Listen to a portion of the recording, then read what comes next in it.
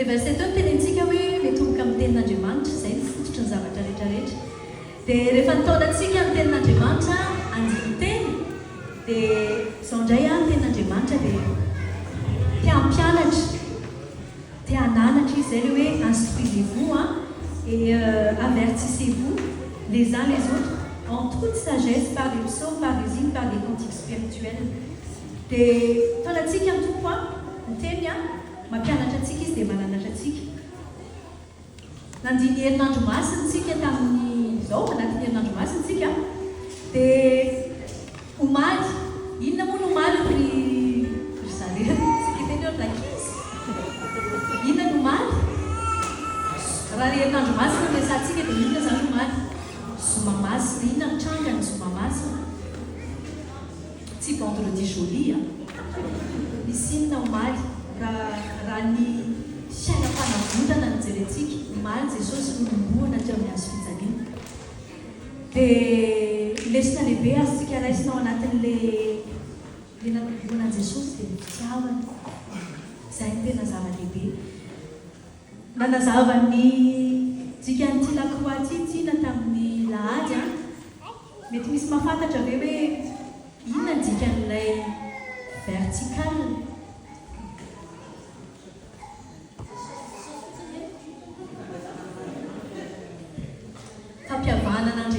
Fihavanan'Andriamanitra amintsika olombelona. Ary ilay horizontal fifandraisantsika samy olona. Ny fitiavana daholo no mampiray antsika araka ny porofo ahitantsika amin'ireo FPMA hafa izay manotrona antsika amin'izao. Dia izay fitiavana izay koa tiany Jesosy hiainanao amin'ny fiainanao isan'andro. Raha Jesosy ary nanolotra ny aina, matetika rehefa misy olona tena manirikiry antsika dia izany fitiavana io zany. Vao mijery ilay olona fotsiny tsika dia efa mivadika mivoto fo. Fadin'io tsara hoe ilay fahafatesan'i Jesosy teo amin'ny hazo fijaliana, ho azy ve ny nahafatesana? Ho an'iza ny nahafatesani Jesosy teo amin'ny hazo fijaliana?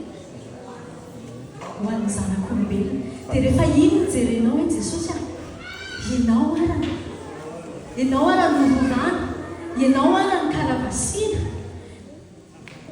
ianao ara ny fantsina nanaraka hatramin'ny ainao.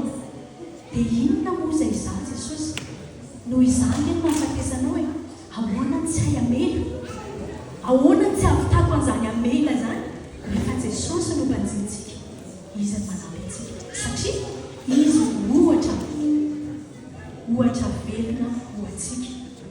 Amin'ny fiainatokan-tranonao raha ohatra ka misy an'izay hoe tsy ampy an'izay fitiavana mamela izay, jereo Jesosy namelanao hatramin'ny aina. Raha amin'ny fifandraisanao amin'ny mpiara-miasa aminao mety misy disadisa, tadidio hoe ilay zoma masina Jesosy nanaiky ho faty ho anao teo amin'ny hazo fijaliana.